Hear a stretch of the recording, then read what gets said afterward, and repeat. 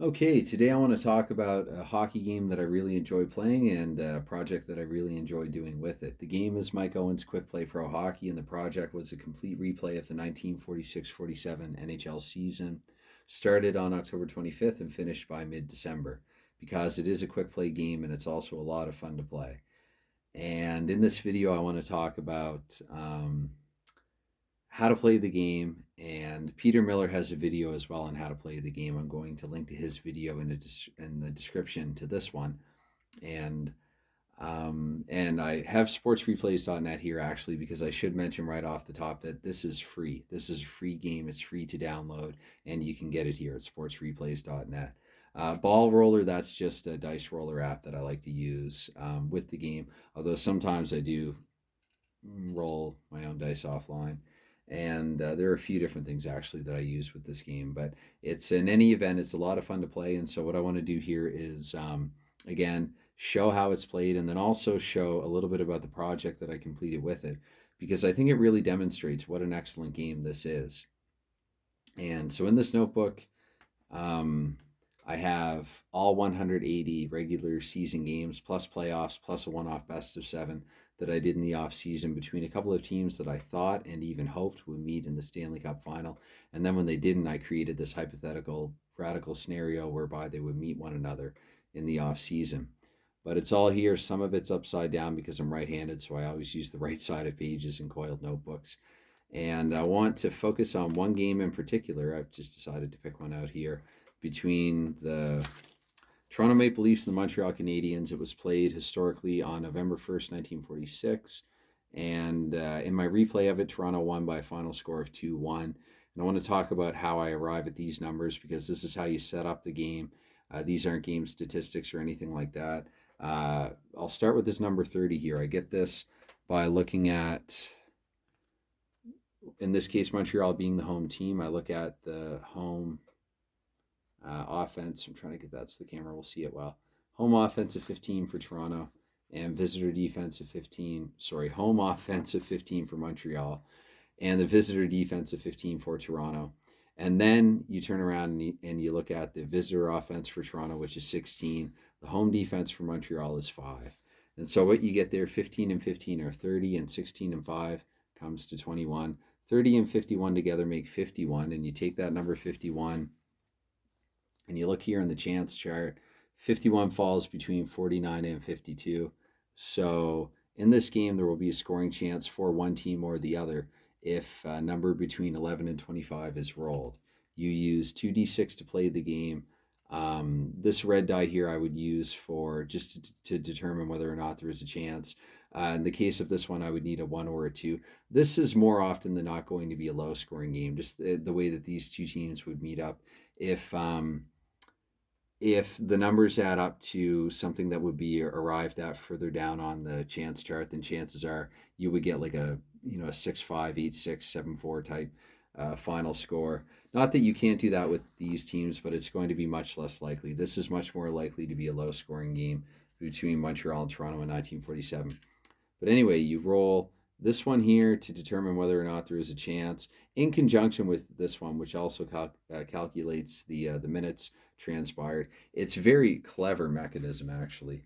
A lot about this game actually is quite clever, in my opinion. I've not used the normalization here in the middle yet, so I won't talk about it. I think with my next project with this game, I do want to do what this is used for, though. You can match teams from different eras against one another, and you use this normalization statistic to kind of make it more evenly matched, I guess.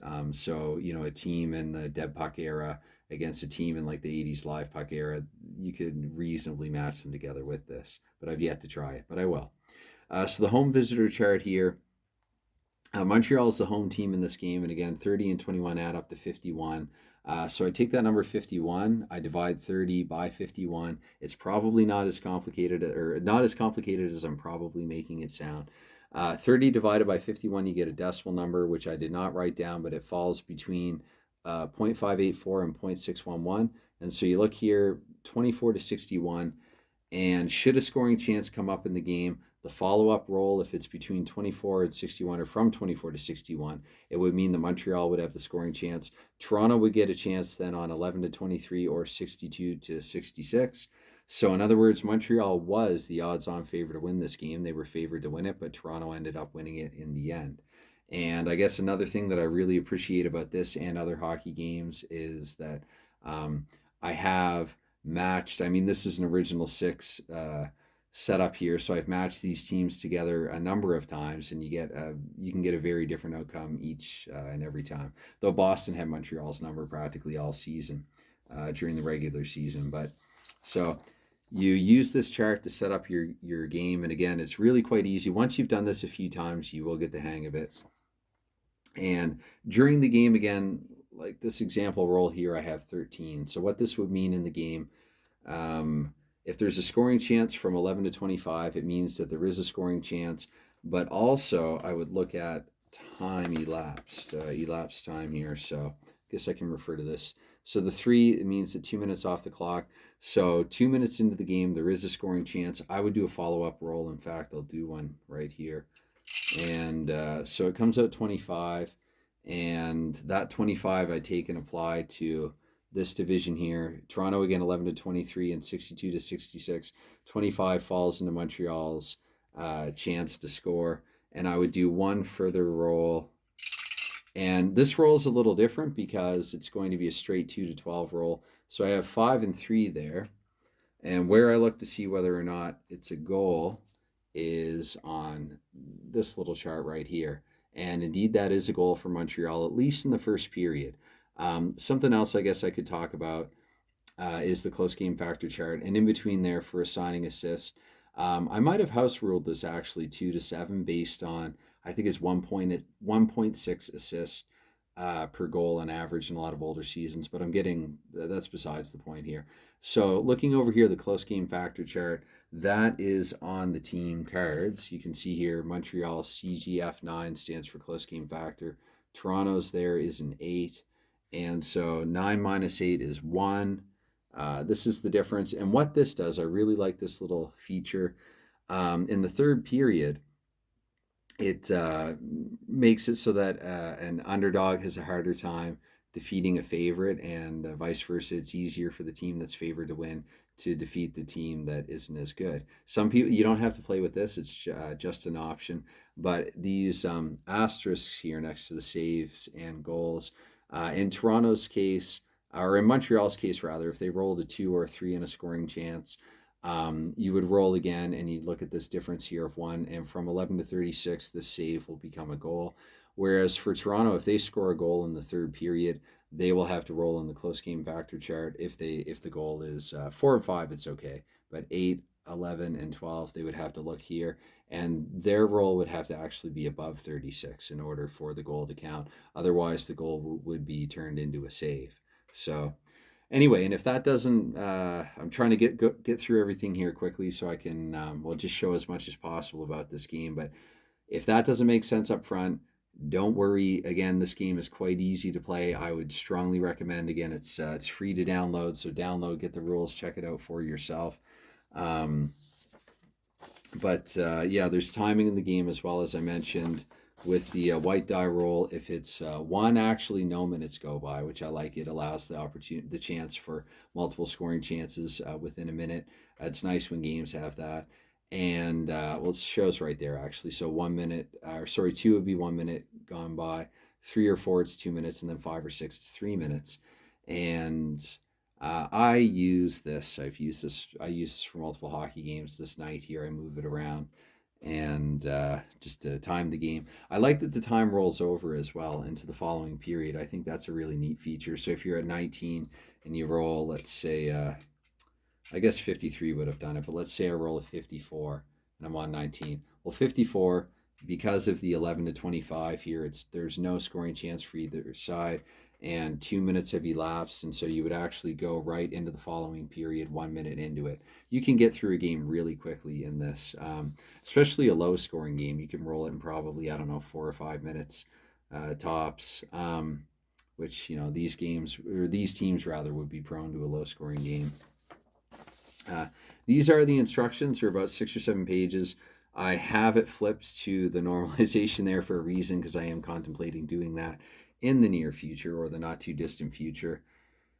And yeah, so anyway, hopefully that kind of at least outlines, gives you a rough idea. Again, once you've done this a few times, you'll be able to do this almost mindlessly very quickly. It's very straightforward once you get to know the couple of charts there.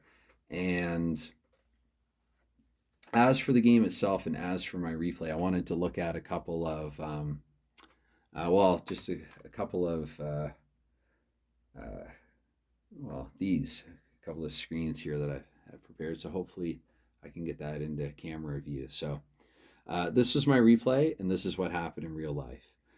In my replay, Montreal 78 points. In real life, 78 points. The records themselves, there was slight difference, slight deviation. Oh, and also goals for and against. Let's take a look at that. 187 to 138, 189 to 138.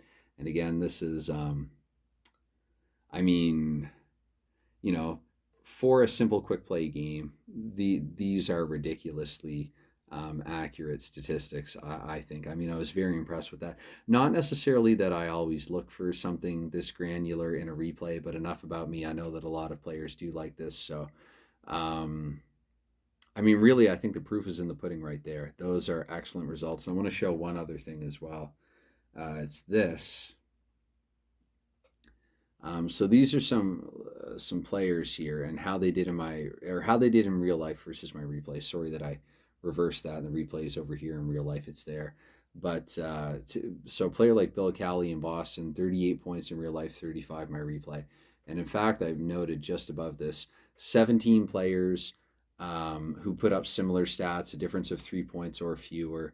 And I only counted, actually, in that 17, I was only counting players that got 30 points or greater in a 60 game regular season. So there were players that had under 30 points that were also within a point or 2 or 3 points difference. But I mean, you have to consider this is an original six league with short rosters, 17 players. That means about one in every 6 or 7 players. I think it'd be about one in every 7 players that got within 3 points of their real life totals across a 60 game regular season.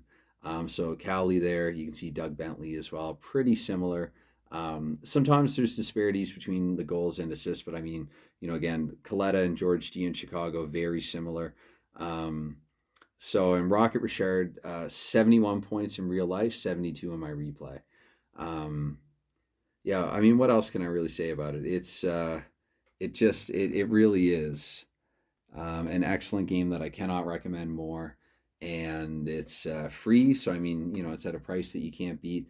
Ball roller, I guess, might as well, since I noted it here. I'll click and drag and pull this up and just show this. I'm sure that most anyone who would check this video out is already aware of this, but just in case you are not,